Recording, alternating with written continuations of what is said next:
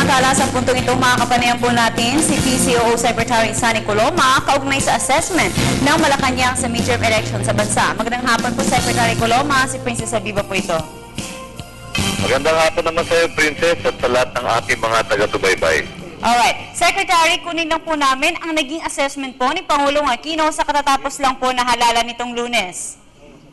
Wala pa po tayong pagkakataon na makausap siya hinggil sa kanyang assessment, pero tayo po, kabilang din na ibang mga kagawad ng gabinete ay nakapag-usap na rin at pare-pareho naman po ang aming analysis na naging maayos po, matiwasay at makabuluhan naganap na halalan, at ito po ay isang magandang senyales para sa pagpapalakas ng ating demokrasya.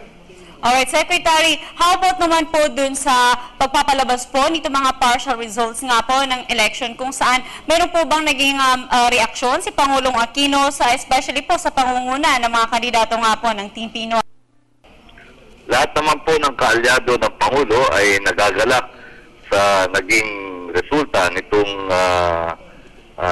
lumilitaw na trend sa ating senatorial elections.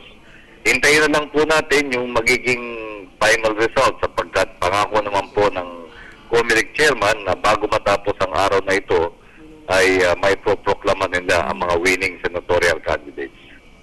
Ayun nga po sa mga sabi-sabi, naging matagumpay nga po itong Team Pinoy. Pero Secretary, sa tingin niyo po, saan niyo po ba ma-attribute ang tagumpay nga ito ng mga kandidato ng Team Pinoy sa nakalipas nga po na halalan?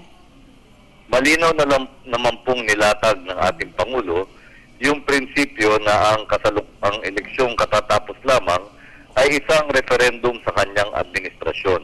Kaya naman po sa kabuuan ng election campaign ay naging masipag at masigasig ang ating Pangulo sa pagsama sa kanyang senatorial slate, sa pagpapaliwanag ng mga nagawa ng kanyang administrasyon.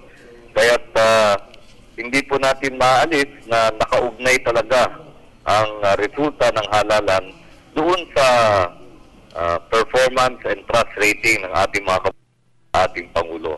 Na kung consistently sila ay nagbigay ng mataas na performance and trust rating sa ating Pangulo, logical din naman na ang resulta ng botohan ay susunod din sa ganong trend ng kanilang pagtitiwala sa ating Pangulo.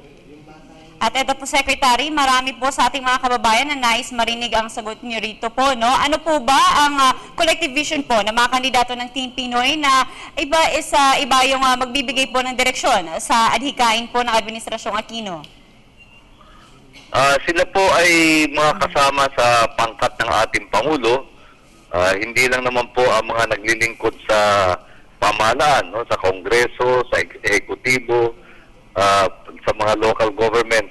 Sama-sama po ang lahat ng mga Pilipino sa ating proyekto na gawing isang masiglang demokrasya ang ating bansa, na maging malusog ang ating ekonomiya, at sana po ay may pagpatuloy natin ang mga reforma at pagbabago lampas po sa termino ng ating Pangulo, sapagkat yan po ang ating responsibilidad sa mga susunod na henerasyon ng ating mga mamamayan.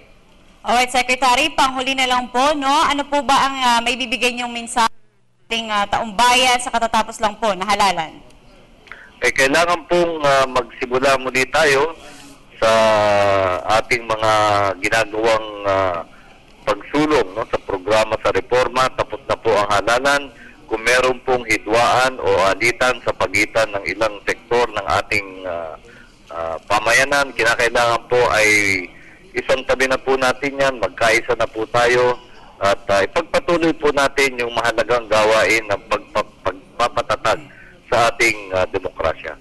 Alright, maraming salamat po at magandang hapon muli, PCOO Secretary Sunny Coloma.